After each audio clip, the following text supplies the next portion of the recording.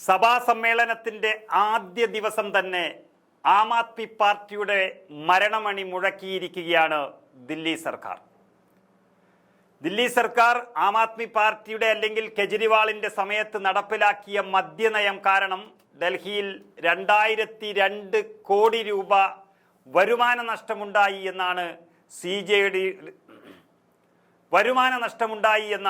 CAG report മേശപ്പുറത്ത് വച്ചിരിക്കുന്നത്. മുഖ്യമന്ത്രി രേഖ ഗുപ്തയാണ് ഇതു സംബന്ധിച്ച റിപ്പോർട്ട് നിയമസഭയിൽ സമർപ്പിച്ചിരിക്കുന്നത്. 2021 നവംബറിൽ നടപ്പിലാക്കിയ മദ്യനയം 2022 റദ്ദാക്കുകയും ചെയ്തിരുന്നു. AAP സർക്കാർ നടപ്പിലാക്കിയ മദ്യനയമായതുകൊണ്ട് ഇത്രയും വലിയ ഒരു കോടി കണക്കിന് രൂപയുടെ അഴിമതി വ്യക്തമായ സാഹചര്യത്തിൽ ആ AAP സർക്കാർ തന്നെ പൂഴ്ത്തിവെച്ചു ആ റിപ്പോർട്ട്.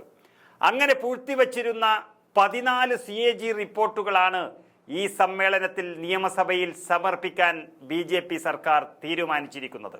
അവർ അതിൻ്റെ പ്രഖ്യാപനവും നടത്തിയതാണ്. 2017-18 മുതൽ 2020-22 വരെയുള്ള AAP സർക്കാരിൻ്റെ കാലത്തെ മദ്യനയം, ആ മദ്യനയം രാജ്യത്തെ തന്നെ ഞെട്ടിക്കുന്നത്ര കോടിക്കണക്കിന് രൂപയാണ് അതിൽ അഴിമതി നടന്നത്. ആ വിവരങ്ങളാണ് ഇപ്പോൾ ഡൽഹിയിലെ മദ്യവിതരണം, നിയന്ത്രണം എന്നിവ മേലുള്ള പെർഫോമൻസ് ഓഡിറ്റ് എന്ന തലക്കെട്ടോടെയുള്ള CAG റിപ്പോർട്ടിൽ വ്യക്തമായി പ്രതിപാദിച്ചിരിക്കുന്നത്. സറണ്ടർ ചെയ്യപ്പെട്ട ലൈസൻസുകൾ വീണ്ടും ടെൻഡർ ചെയ്ത് നൽകാത്തത് കാരണം 890 കോടി രൂപ നഷ്ടവും സോണൽ ലൈസൻസികൾക്ക് അനുവദിച്ച ഇളവുകളിൽ നടപടികൾ എടുക്കാത്തത് കാരണം 941 കോടി രൂപ നഷ്ടവും സംഭവിച്ചു എന്നാണ് റിപ്പോർട്ടിൽ വ്യക്തമാക്കുന്നത്. കോവിഡ് നിയന്ത്രണങ്ങൾ ചൂണ്ടിക്കാട്ടിക്കൊണ്ട് 2021 ഡിസംബർ 28 മുതൽ 2022 ജനുവരി 27 വരെ ലൈസൻസികൾക്ക് 144 കോടി രൂപയുടെ ഇളവ് അനുവദിച്ചതായും ആ റിപ്പോർട്ടിൽ പറയുന്നുണ്ട്. എക്സൈസ് വിഭാഗത്തിന്റെ നിലപാടുകൾക്ക് വിരുദ്ധമായാണ് ഈ ഇളവെന്നാണ് റിപ്പോർട്ടിൽ വളരെ വ്യക്തമായി പറഞ്ഞിരിക്കുന്നത്. അങ്ങനെ എല്ലാ തലങ്ങളിലും AAP സർക്കാരിനെ, AAPയുടെ മുൻ സർക്കാരിനെ കൈവിലങ്ങണിയിക്കുകയാണ് BJP ദില്ലി സർക്കാർ ആദ്യം തന്നെ.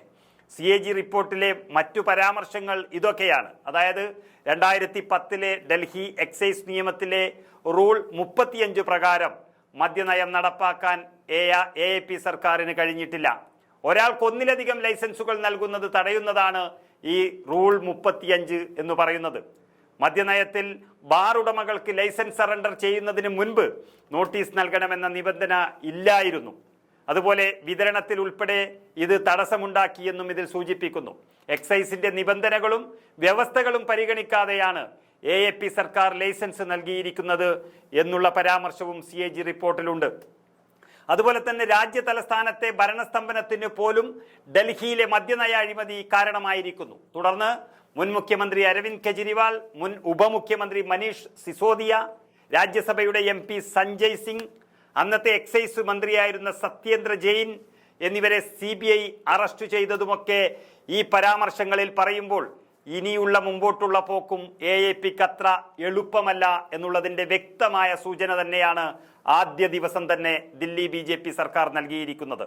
2002 കോടി രൂപയുടെ അഴിമതി എന്ന് പറയുമ്പോൾ ഒരുപക്ഷെ കെജ്രിവാൾ അടക്കമുള്ള AAPയുടെ സ്ഥാപക നേതാക്കൾ ഇനി വെളിച്ചം കാണാൻ സാധ്യതയില്ല എന്നുള്ളതിൻ്റെ സൂചന കൂടി BJP നൽകുകയാണ്. അങ്ങനെ ദില്ലിയിൽ വലിയ അഴിമതി വിരുദ്ധ പ്രക്ഷോഭം സംഘടിപ്പിച്ചുകൊണ്ട് കോൺഗ്രസിന്റെ നേതൃത്വത്തിലുള്ള ഷീലാ ദീക്ഷിത്തിന്റെ സർക്കാരിനെ അഴിമതി പാർട്ടിയായി കള്ളപ്രചരണം നടത്തിക്കൊണ്ട് അധികാരത്തിൽ വന്ന ഒരു പാർട്ടി ഇപ്പോൾ യഥാർത്ഥത്തിൽ കണ്ടെത്തിയത് BJPയോ CAGയോ ആരുമായിക്കൊള്ളട്ടെ റിപ്പോർട്ട് പ്രകാരം 2002 കോടി രൂപയുടെ അഴിമതി നടത്തിയെന്ന് പറയുമ്പോൾ അഴിമതിക്കെതിരെ പ്രവർത്തിച്ചുകൊണ്ട് അഴിമതി നടത്തിയ ഒരു സർക്കാരായി ഇനി രാജ്യത്ത് AAPയും അതുപോലെ കെജ്രിവാളും അറിയപ്പെടും എന്നുള്ളതിൻ്റെ സൂചനയും BJP നൽകുന്നു.